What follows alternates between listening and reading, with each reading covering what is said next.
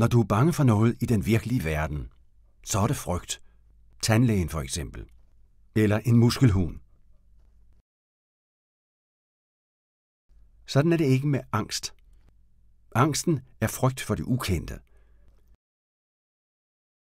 Kierkegaard giver et eksempel.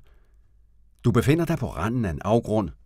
Frygten for at falde får dig til at holde afstand. Alligevel suger det i maven, fordi du ved, at hvis du ville springe, så kunne du. Du har friheden til at lade dig falde. Du har muligheden for at gøre det forfærdelige. Måske kender du ikke dig selv godt nok, og det gør dig angst. Angst kan være noget skidt, som man spiser piller for. Men angsten kan også være nyttig. Den er en del af samvittigheden. Skal jeg hugge penge i den tegnebog, jeg finder på gaden? Skal jeg sladre om en af mine kammerater, hvis jeg får en fordel af det? Vi mærker angsten, når vi møder muligheden for at handle ondt.